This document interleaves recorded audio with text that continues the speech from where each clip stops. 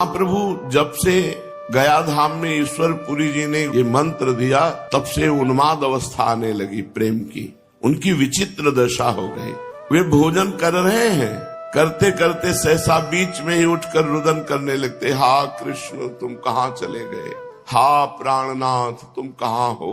भोजन करते करते रास्ता चलते चलते पागलों की भांति नृत्य करने लगते हैं।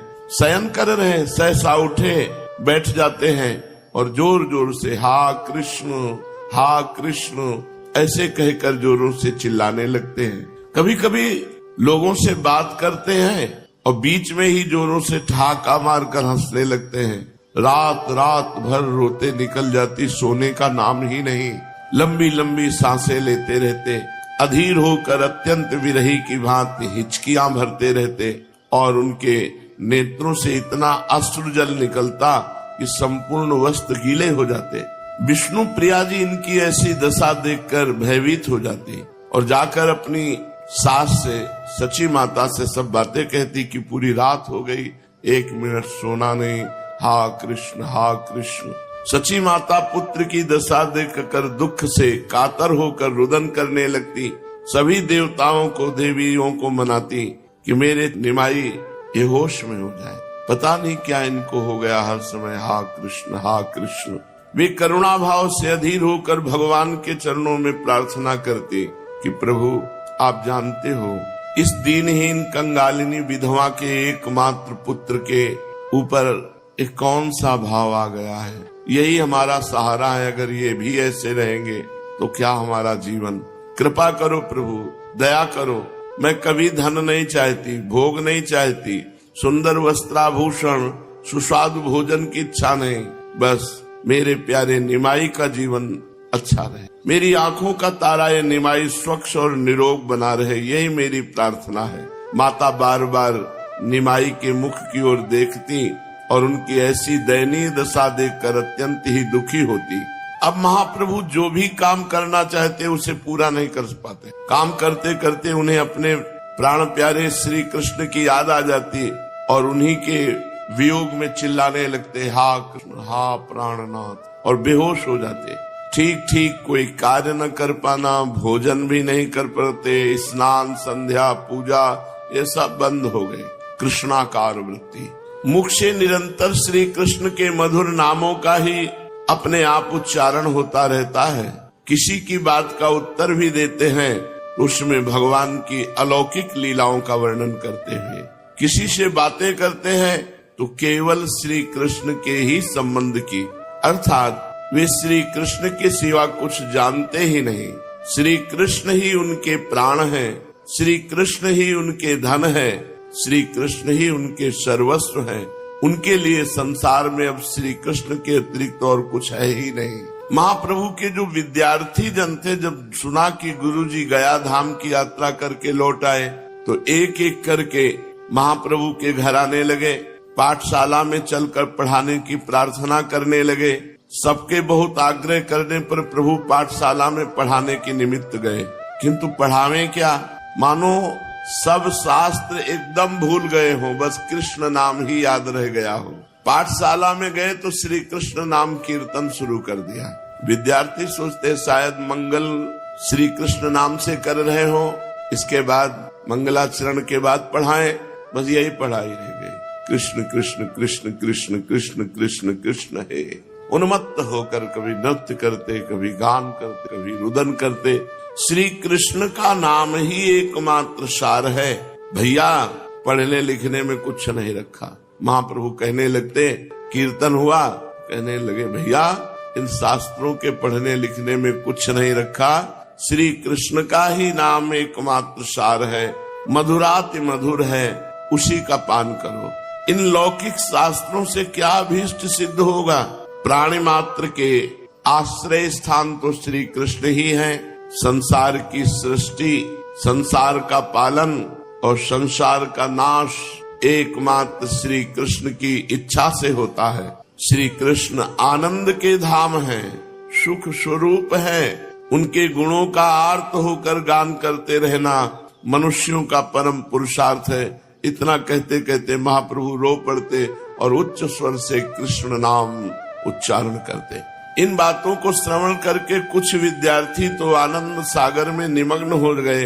वे तो बाह्य ज्ञान शून्य होकर परमानंद का अनुभव करने लगे, और कुछ जो किताबी ज्ञान रखने वाले थे, भट्टाचार्य और शास्त्री बनना चाहते थे, जिनके जीवन का एकमात्र चरम लक्ष्य था विद्वान बनना, समाज प्रिय बनना, वे कहने लगे, गुरुजी आप ये क्या बातें कर रहे हैं, आप वो पढ़ाइए जो पहले पढ़ाते थे, हमें इन बातों से क्या प्रयोजन, हमें तो हमारा पाठ्य पुस्तक का पाठ पढ़ाइए।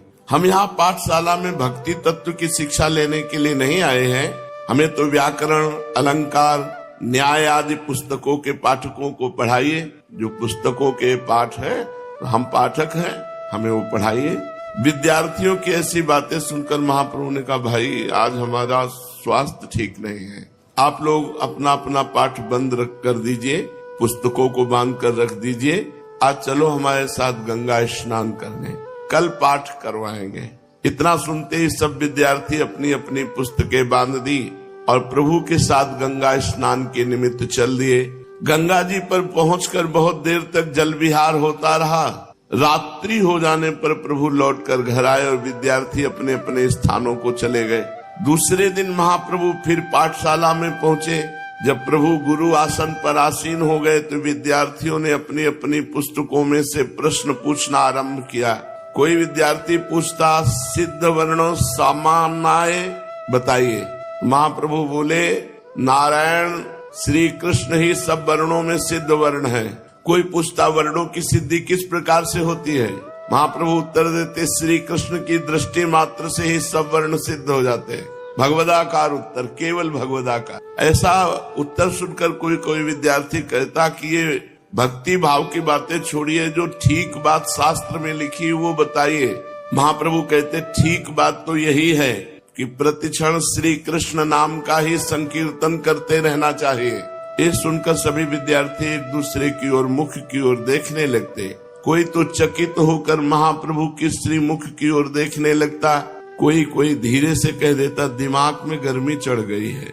दूसरा उसे धीरे से धक्का देकर कहता, नहीं ऐसा मत कहो। प्रभु अब जो उत्तर देते श्री कृष्ण परख उत्तर देते। बड़े बड़े विद्यार्थी कहने लगे, आप ये तो न जाने कहाँ की व्याख्या कर रहे हैं, शास्त्र में तो ऐसी व्याख्या नहीं लिखी। महाप्रभु उत्तर देते, मैं शास्त्रों का सार बता रहा हूँ, किसी भी पंडित से जाकर पूछाओ, वह सर्व शास्त्रों का सार श्री कृष्ण के चरण कमल की प्राप्ति ही बताएगा। विद्यार्थी बेचारे इनकी अलौकिक बातों का उत्तर दे ही क्या सकते थे। सब अपनी अपनी पुस्तकें बांधकर अपने अपने स्थान के लिए चले गए। कुछ समझदार और बड़े छात्र पंडित गंगादास जी की सेवा में पहुंचे। वे प्रणाम करके उनके समीप बैठ गए। कुशल प्रश्न के अनंतर आचार्य गंगादास ने उनके आने का कारण पूछा। दुखी होकर उन लोगों ने कहा, महाराज जी हम क्या बतावें, हमारे गुरुजी जब से गया से लौट के आए हैं, उनकी विचित्र दशा हो गई है। वे कभी हंसते हैं, कभी रोते हैं। पाठशाला में आते हैं तो पाठ पढ़ाने के लिए, किंतु पाठ न पढ़ाकर भक्ति तत्व का उपदेश देने लगते हैं। हम लोग व्याकरण, न्याय, अलंकार तथा साहित्य आदि किसी भी शास्त्र का प्रश्न करते हैं तो वे उसका कृष्ण परक उत्तर देते हैं। उनसे जो भी प्रश्न किया जाए उसी का उत्तर ऐसा देते हैं जो पाठ्य पुस्तक के एकदम विरुद्ध है।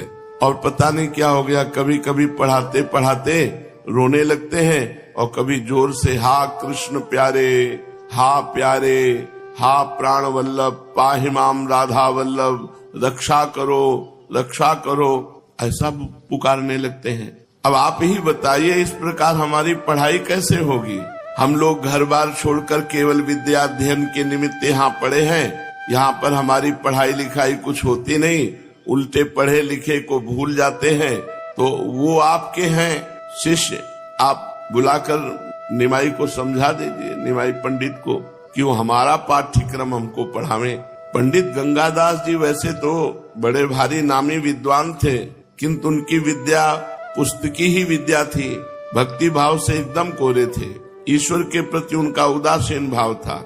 यदि ईश्वर होगा भी तो हुआ करे, हमें उससे क्या काम। समय पर भोजन कर लिया, विद्यार्थियों को पाठ पढ़ा दिया, बस यही हमारे जीवन का व्यापार है। कुछ कुछ इसी प्रकार के उनके विचार थे। महाप्रभु के भक्त हो जाने की बात सुनकर वो ठहाका मारकर हंसने लगे और विद्यार्थियों से कहने लगे, हाँ सुना तो है मैंने भी कि निमाई अब भक्त बन गए हैं।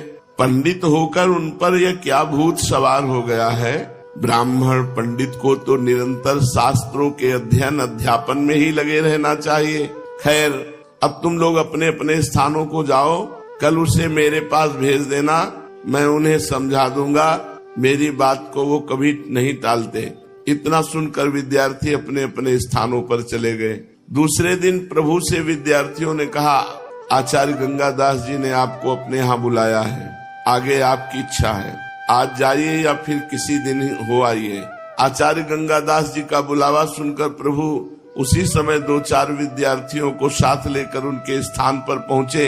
वहां जाकर प्रभु ने अपने विद्या गुरु के चरणों की वंदना की। गंगादास जी ने भी उनका पुत्र की भांति आलिंगन किया और बैठने के लिए एक आसन की ओर संकेत किया।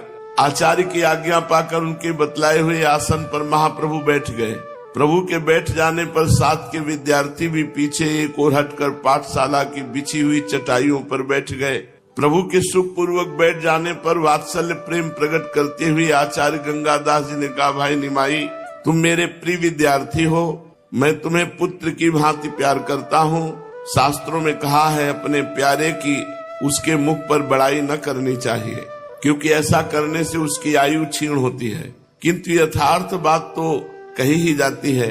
तुमने मेरी पाठशाला के नाम को सार्थक बना दिया। तुम जैसे योग्य विद्यार्थी को विद्या पढ़ाकर मेरा इतने दिनों का परिश्रम से पढ़ाना सफल हो गया। तुमने अपने प्रकांड पांडित्य द्वारा मेरे मुख को उज्जवल कर दिया। मैं तुमसे बहुत ही प्रसन्न हूँ। आचार्य के मुख से अपनी इतनी प्रशंसा सुनकर प्रभु लज्जित भाव से नीचे की ओर देखते हुए चुपचाप बैठे रहे, कोई उत्तर नहीं दिया। आचार्य गंगादास जी फिर कहने लगे, योग्य बनने के अनंतर तुम अध्यापक हुए, तुमने पढ़ाने का कार्य भी यथेष्ट किया, जिससे तुम्हारी ख्याति प्राप्त हुई। तुम्हारे सभी विद्यार्थी सदा तुम्हारे शील स्वभाव की तथा पढ़ाने की सरल सुंदर प्रणाली की प्रशंसा करते रहे। वे लोग तुम्हारे सिवा दूसरे किसी के पास पढ़ना पसंद ही नहीं करते, किंतु कल उन्होंने आकर मुझसे तुम्हारी शिकायत की है। तुम उन्हें अब मनोयोग के साथ ठीक नहीं पढ़ाते हो, और लोगों ने भी मुझसे आकर कहा कि तुम भक्तों की भांति रोते गाते हो, हंसते कूदते हो। अरे कितने भारी विद्वान अध्यापक होकर तुम्हें ऐसी बातें शोभा नहीं देती। तुम विद्वान हो, समझदार हो, मेधावी हो, शास्त्रज्ञ होकर, हाँ कृष्ण है, देखो शास्त्रज्ञ है, इसे मूर्खता समझ रहे हैं। यही तो भगवान की बड़ी विचित्र माया है। ये ढोंग क्यों करते? उन्हें भक्ति ढोंग लग रही है, मूर्खता लग रही है, इसीलिए बड़े बड़े विद्वान भगवान के रहस्य को नहीं जान पाते। जो शास्त्रों की बातें तो जानते नहीं, विद्या बुद्धि से हीन है, तुम्हें इसकी क्या जरूरत है? तुम तो स्वयं विद्वान हो, बड़े बड़े लोग तुम्हारी विद्या बुद्धि पर ही मुक्त होकर के मुक्त कंठ से तुम्हारी प्रशंसा करते हैं, सर्वत्र तुम्हारी प्रतिष्ठा है, फिर तुम ऐसे अशास्त्रीय आचरणों को क्यों करते? ठीक बताओ क्या बात है? सब बातें सुनकर भी महाप्रभु चुप रहे। उन्होंने किसी भी बात का कोई उत्तर नहीं दिया। गंगादास जी ने अपना व्याख्यान समाप्त नहीं किया। फिर वे कहने लगे, तुम्हारे नाना नीलांबर चक्रवर्ती एक नामी पंडित हैं। तुम्हारे पूज्य पिता भी प्रतिष्ठित पंडित थे। तुम्हारे मातृकुल और पितृकुल में सनातन से पांडित्य चला आया है। तुम स्वयं भारी विद्वान हो। तुम्हारी विद्या बुद्धि से ही मुग्ध होकर सनातन मिश्र जैसे राज पंडित ने अपनी पुत्री का विवाह तुम्हारे साथ किया है। नवद्वीप की विद्वान मंडली तुम्हारा यथेष्ट सम्मान करती है। विद्यार्थियों को तुम्हारे प्रति पूर्ण सम्मान के भाव है। तुम मूर्खों जैसा तुम किस मूर्ख की चक्कर में आ गए? बड़े बड़े विद्वान भी भगवान की भक्ति का रहस्य नहीं जानते। देखो बेटा, अध्यापक का पद पूर्व जन्म के बड़े भाग्य से मिलता है। तुम उसके काम में असावधानी करते हो, ये ठीक नहीं। बोलो उत्तर क्यों नहीं देते? अच्छी तरह आज से पढ़ाया करो। नम्रता के साथ महाप्रभु ने कहा, आपकी आज्ञा पालन करने की भरसक चेष्टा करूंगा। क्या करूं? मेरा मन मेरे वश में नहीं है। कहना चाहता हूं कुछ, मुंह से निकलता है कुछ, करना चाहता हूं कुछ, हो कुछ और रहा है। अब कितनी कम शब्दों में स्थिति बता दी, लेकिन इनकी समझ में नहीं आएगी क्योंकि ये विद्वान है। गंगादास जी ने प्रेम के साथ कहा सब ठीक हो जाएगा, चित्त को एकाग्र रखो, तुम तो समझदार आदमी हो, मन को वश में करो, सोच समझ कर बात का उत्तर दो, कल से खूब सावधानी रखना, विद्यार्थियों को खूब मनोयोग के साथ पढ़ाना, अच्छा समझ गए। महाप्रभु ने कहा जो आज्ञा। आचार्य गंगादास को प्रणाम किया और विद्यार्थियों के साथ उनसे विदा हुए। जिन नयनों में प्रीतम की छवि समा गई, जिस हृदय मंदिर में श्री कृष्ण की परमोज्वल परम प्रकाश युक्त श्रीअंग शोभा स्थापित हो गई, भला उसमें दूसरे के लिए स्थान कहा। जब प्रीतम की छवि हृदय में समा गई, फिर दूसरे के लिए स्थान कहा। जिनका मन मधुप श्री कृष्ण कथा रूपी मकरंद का पान कर चुका है, जिनके चित्त को चित्त चोर ने अपनी चंचल चितवन से अपनी ओर आकर्षित कर लिया है, वे फिर अन्य वस्तु की ओर आंख उठाकर भी नहीं देख सकते। उनकी जिह्वा सदा नारायणाख्य पीयूष का पान करती है, अर्थात भगवान की कथा का निरंतर पान करती है। जिह्वा के द्वारा सांसारिक बातें कही ही नहीं जा सकती, ऐसे प्रेमी भक्तों की जिह्वा सदैव भगवान की चर्चा करती। उन्हीं कर्मों को वो कर्म समझेगा जिनके द्वारा श्री कृष्ण के कमनीय कीर्तन में प्रगाढ़ रति की प्राप्ति हो सके। उसकी विद्या, बुद्धि, वैभव और संपदा, मेधा सभी एकमात्र श्री कृष्ण कथा ही है। महाप्रभु चैतन्य देव का चित्त अब इस मृत्यु लोक में नहीं रहा, कृष्णमय हो चुका, चित्त कृष्णाकार हो गया, प्राण कृष्ण रूप बन चुके, मन का उनके मनोहर गुणों के साथ तादात्म्य हो चुका, चित्त उस माखन चोर की चंचलता में समा गया, वाणी उसके गुणों के गुलाम बन गई। अब वे करे भी तो क्या करें, सांसारिक कार्य करने के लिए मन, बुद्धि, चित्त, इंद्रिया आदि कोई भी उनका साथ नहीं देती, वे दूसरे के वश में हो चुकी। महाप्रभु की सभी चेष्टाएं श्री कृष्णमय ही होने लगी। चैतन्य महाप्रभु की सर्वप्रथम कृपा किरण का अधिकारी ये रत्न गर्भाचार्य जी हुए। उन्हें ही सर्वप्रथम प्रभु की असीम अनुकंपा का अधिकारी समझना चाहिए। आगे और भी महाराष्ट्र में चर्चाएं हैं, सुशेष आगे। श्री राधा वल्लभ लाल।